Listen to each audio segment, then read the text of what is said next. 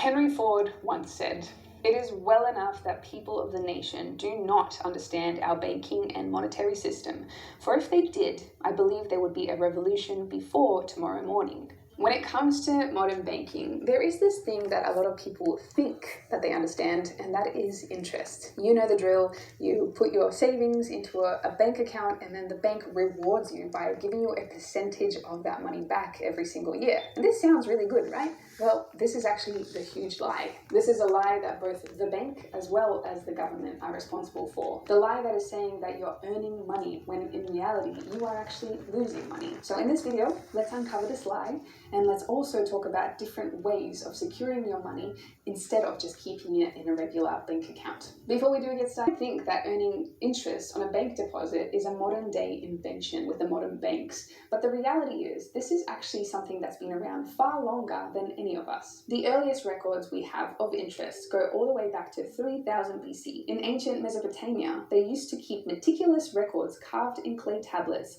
that showed who owed debts to other citizens of the empire. But they also recorded interest. Not only interest from those that borrowed cash, but also interest that would be paid to those that actually trusted the moneylenders with their cash. One record of interest being earned via a moneylender described someone trusting 100 pieces of silver to a moneylender.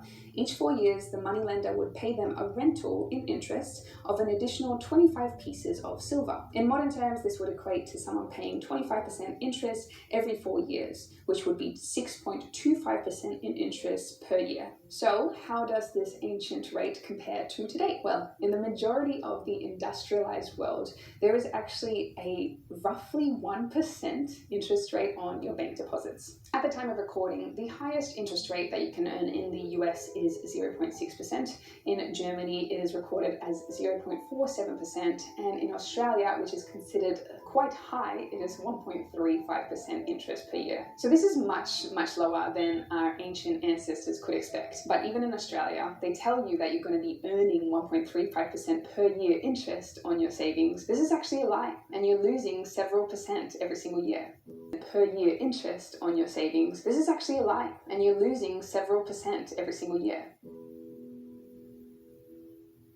So I just mentioned that in America, you are expected to receive around 0.6% at the highest end of interest per year. However, this isn't across the board for most people. The average person is receiving around 0.06% of interest per year on their cash deposits. So that means if you deposit $10,000 into a bank, at the end of that year, you are going to receive a whopping $6 in interest. Now, I'm sure that you're not really sitting there thinking, wow, $6 per year, what a great deal. But even if you were, let's just reframe it a little bit. The truth is you're not actually making any money whatsoever, because the money sitting in the bank account, due to inflation, every single year it is actually losing value. Right now, inflation in the United States is sitting at 6.2%, meaning that things like groceries, fuel, and general living costs are on average 6.2% more expensive today than they were only a year ago. In reality, if you put $10,000 in savings account a year ago, that $10,000 would only be able to buy $9,380 worth of stuff today. So by keeping $10,000 in an average savings account for a year, you've lost $620 in buying power in order to earn $6 in interest from your bank. Now, if I came to you and I said, hey, give me $620 and in return I will give you $6, I'm pretty sure you would think that's a pretty deal, and you'd probably say no. Unfortunately though, this is something that we're all agreeing on by just having our money sit in a regular bank account. Now, if you're still not quite certain about how inflation works, I've actually done a video about that, so you can check it out.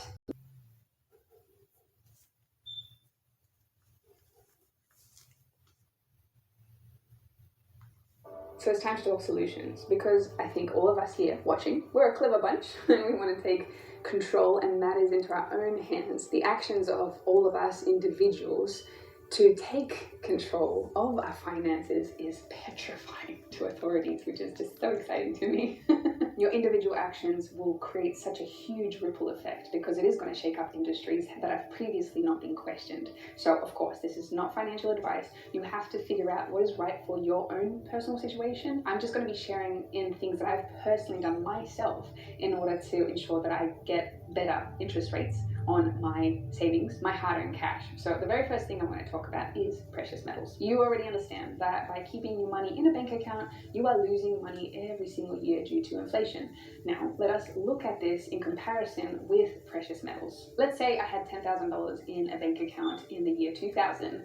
Over the last 21 years, that value of $10,000 would have decreased tremendously. According to statistics, the cumulative inflation rate over the last 21 years is 61.4%, meaning that things have become over 60% more expensive since the year 2000. So today in 2021, that $10,000 in cash would be able to buy much less. But that would have been a different story if you had kept your money in gold. In the year 2000, 1 ounce of gold was worth on average $279 per ounce. Today, 21 years later, 1 ounce of gold is worth $1,817. So while inflation has made things cost 61.4% more over the last couple of decades, gold's value has increased by more than 550%, a much better return than if I kept my money in a savings account with a bank. During the same time period, the price of silver has also gone up much more than the inflation rate at a rate of around 330%. So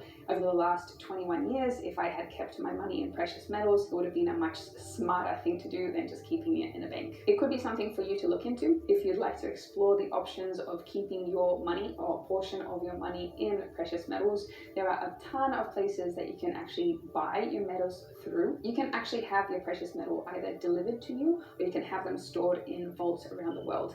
And chances are there's probably a bullion dealer around you or a coin store where you can invest in precious metals. There are a lot of places online